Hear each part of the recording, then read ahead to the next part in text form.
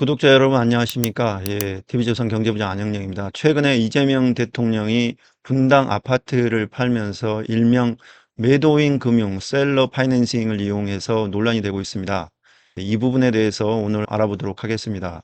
일단 이재명 대통령이 판 아파트는 분당구 순회동에 있는 양지마을 금호 1차 아파트입니다. 164제곱미터 59평형짜리고요. 1998년에 3억 6천에 매입을 했습니다. 그 당시면 IMF 직후이기 때문에 아파트 가격들이 많이 떨어진 시점이었고요. 이때 이재명 대통령은 꽤 현명하게 집을 매입한 것 같습니다.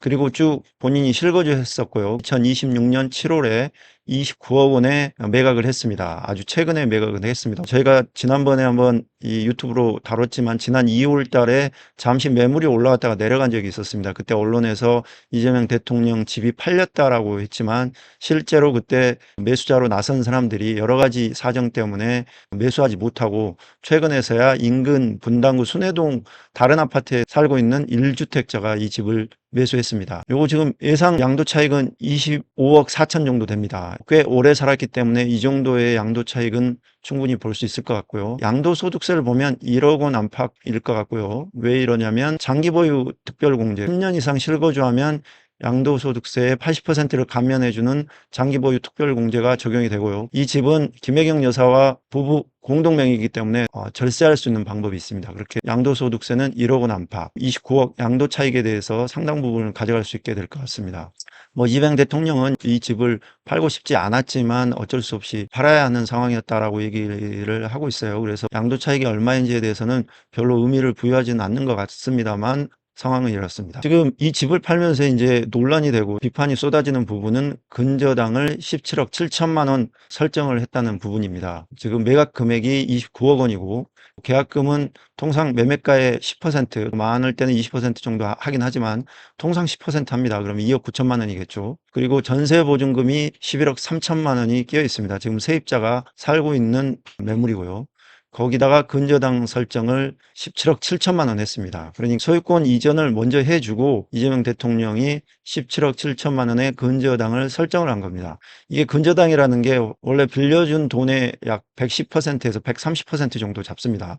시중은행은 한 120% 정도 잡으니까 실제로는 지금 매수자에게 빌려준 돈이 약 14억 3천 정도 될 것 같습니다. 그렇기 때문에 매수자가 돈이 부족해서 이 부분을 해결할 수 없기 때문에 이재명 대통령이 소유권을 이전을 해주고 대신 요 17억 7천만 원의 근저당을 잡고 이제 나중에 매수자가 그 돈을 마련하게 되면 다시 이 돈을 이재명 대통령에게 잔금을 치르고 이재명 대통령은 근저당을 해지하면 되겠죠. 그런데 매매 금액이 29억 원인데 근저당을 17억 7천만 원 정도 하면 일반인들은 쉽게 할 수 없는 구조입니다. 그 매수자를 상당히 신뢰하거나 아니면 자기가 어떤 위험에 빠지지 않을 거라는 확신이 있지 않으면 이런 식의 근저당 설정은 쉽지가 않습니다. 자, 매수자는 분당, 순회동에 거주하는 1주택자입니다. 그리고 이분은 지금 그쪽에서 자영업을 하는 것 같고요. 10월에 본인 집을 매도한 뒤에 잔금을 치르고 입주할 예정입니다. 기존 주택, 자신의 집을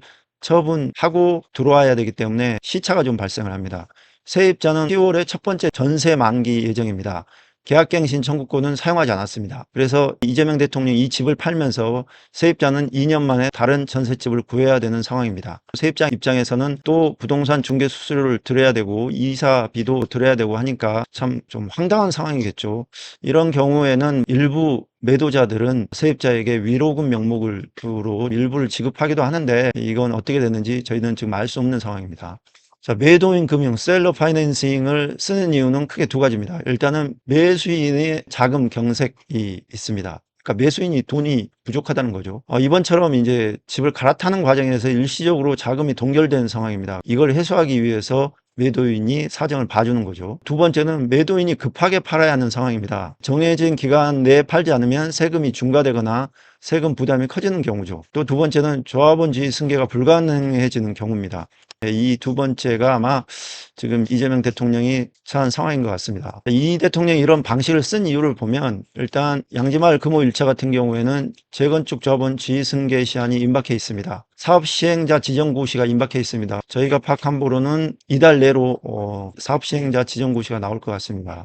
이 지정 이후에는 10년 이상 보유, 5년 이상 거주 시에만 조합원 지위 승계가 가능합니다. 그러니까 대부분이 조합원 지위 승계가 안 되고, 만약에 이런 집을 사게 되면 아파트를 받지 못하고 현금 청산되는 불상사가 생깁니다. 근데 김혜경 여사는 증여받은 지 10년이 안 돼서 지금 조합원 승계가 불가합니다. 그 다음에 지금 이 지역은 규제 지역이기 때문에 대출 규제가 있습니다. 15억 원 초과 주택은 대출 한도가 2억 원으로 제한돼 있어서 매수자가 자금 조달이 어려운 상황이었습니다. 그리고 실거주 의무도 있습니다. 1주택자인 매수자는 6개월 이내에 본인 집을 처분한 뒤에 입주해야 하는 상황입니다. 이게 불법도 아니고 편법도 아닌데 왜 이 대통령에 대해서 비난이 쏟아질까요? 곰곰이 생각해보면 많은 사람들이 지금 정부가 대출 규제를 해서 15억 원 이하만 6억까지 대출이 가능하고, 15억 원 초과 25억 미만은 4억, 25억 초과는 2억까지 대출이 가능합니다. 최근에는 정부가 시행한 대출 총량제 때문에 KB국민은행은 6억마저도 3억으로 제한했습니다. 다른 은행들도 이른바 방백이라고 해서 대출을 조이고 있습니다. 시중은행 3개는 이미 대출 총량을 다 넘어서 더 이상 대출을 해줄 수가 없습니다. 이것처럼 지금 집을 사고 싶어도 대출이 나오지 않아 가지고 집을 살 수 없는 상황이 되고 있습니다. 재건축 재개발 이주비 대출 같은 경우에도 지난 6.27 대책에서 6억으로 제한해 놨기 때문에, 강남 같은 경우 사업성이 나오는 곳은 시공사들이 보증으로 인해 가지고 대출을 해줄 수 있는 구조입니다. 그러나 사업성이 애매모호한 곳은 시공사들이 이런 대출도 도와주지 않기 때문에 아예 재개발 재건축이 진행되지 않는 문제가 발생을 합니다. 새 아파트에 입주해야 되는 경우에 만약에 본인이 지금 사정이 생겨가지고 직접 입주를 못하고 전세를 줘야 한다, 이렇게 되면 지금 흔히 갭 투자라고 판단돼 가지고 아예 대출이 나오지 않습니다. 때문에 많은 사람들이 잔금을 치르지 못하고 사채빚을 얻는다거나 아니면 주변에서 융통하거나 이런 어려움들을 겪고 있습니다. 그런데 본인이 규제를 내려놓고 그 규제를 우회하는 경로로 집을 팔았다는 점 때문에 많은 국민들이 분노하고 있는 것 같습니다.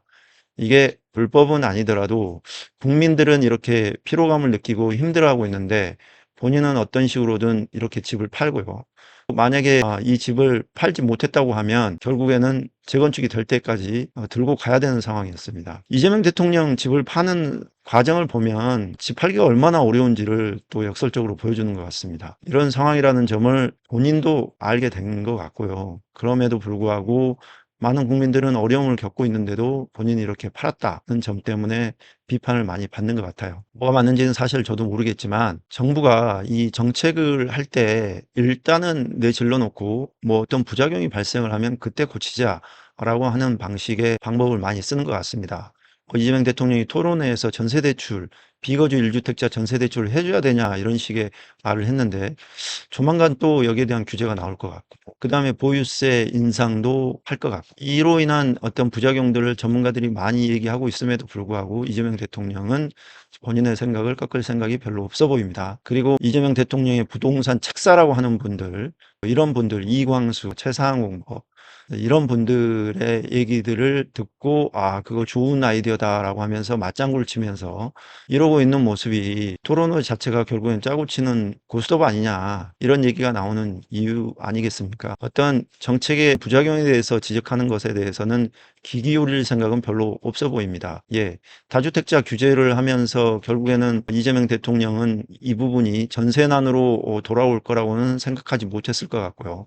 그 전세난 때문에 사람들이 차라리 사자고 하면서 15억 이하 아파트들을 사고 있습니다. 이게 투기꾼들이 사는 게 아니고 실거주자들, 실수요자들이 사고 있는데, 여전히 이재명 대통령은 투기꾼들 때문에 집값이 오른다라는 인식을 하고 있는 것 같습니다. 이게 큰 문제인 것 같고, 그런 인식은 문재인 정부 때는 가능했던 것 같고요. 그 이후에 온갖 규제와 이런 것들 때문에 지금은 실수요자들이 이끄는 시장이라는 게 많은 전문가들의 분석이고 저 또한 그렇게 생각하고 있습니다. 그런데도 여전히 투기꾼 타령을 하고 있고, 그렇기 때문에 현실 인식이 뭔가 잘못되어 있는 것 같고, 그 인식 하에 내려지는 어떤 규제나 어떤 정책들이 과연 먹힐까 하는 생각을 하고 있습니다. 제가 지금까지 긴급 진단을 잘 안 하다가 급하게 하나 만들어 봤는데요. 이제는 긴급 진단으로 많이 여러분들을 만나 보도록 하겠습니다. 감사합니다.